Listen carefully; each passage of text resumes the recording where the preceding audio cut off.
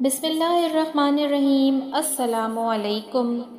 حضرت مریم علیہ السلام وہ خاتون ہیں جنہوں نے حضرت عیسیٰ علیہ السلام جیسے جلیل القدر پیغمبر کو جنم دیا۔ رسول پاک صلی اللہ علیہ وآلہ وسلم کا فرمان ہے کہ شیطان سب بچوں کو پیدا ہوتے وقت چھیڑتا ہے، مگر حضرت مریم علیہ السلام اور ان کے بیٹے حضرت عیسیٰ علیہ السلام کو نہ چھیڑ سکا۔ ان کی والدہ نے بھی اللہ سے دعا کی تھی کہ اے اللہ ان کو اور ان کی اولاد کو شیطان سے بچائیں۔ چنانچہ ایسا ہی ہوا۔ آپ کے والد کا نام عمران اور والدہ کا نام حنا تھا۔ جب حضرت حنا والدہ حضرت مریم علیہ السلام کے حمل ہوا تو انہوں نے اللہ تعالیٰ سے منت مانی کہ اگر ان کے ہاں لڑکا ہوا تو وہ اسے ہیکل کی خدمت کے لیے چھوڑ دیں گی، یعنی دنیا کے کام ان سے نہ لیں گی۔ ان کے ہاں لڑکی یعنی حضرت مریم علیہ السلام ہوئیں تو ان کو تاسف ہوا کہ ان کی منت پوری نہ ہو سکی، کیونکہ لڑکی ہیکل کی خدمت لڑکوں کی طرح نہیں کر سکتی۔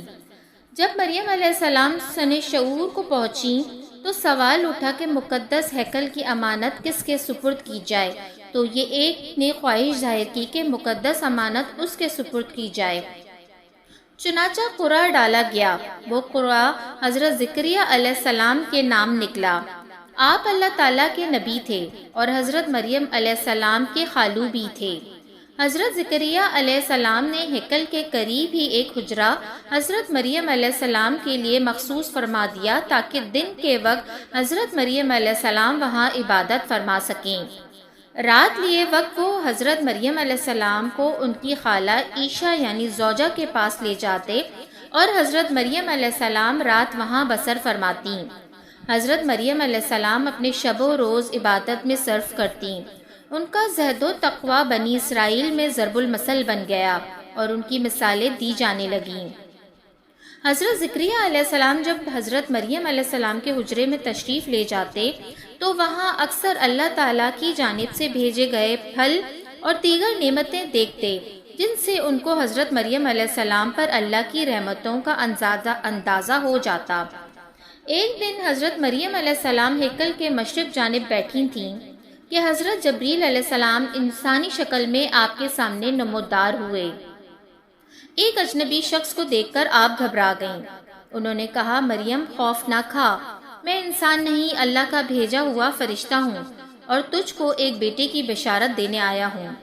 حضرت مریم علیہ السلام نے کہا کہ میرا لڑکا کیسے ہو سکتا ہے، نہ تو میں نے نکاح کیا اور نہ ہی میں بری ہوں۔ اس پر حضرت جبریل علیہ السلام نے قدرت کی جانب اشارہ کیا اور حضرت عیسیٰ علیہ السلام کی عظمت اور نبوت کی بشارت دی۔ حضرت جبریل علیہ السلام نے حضرت مریم علیہ السلام پر کچھ پھونک دیا۔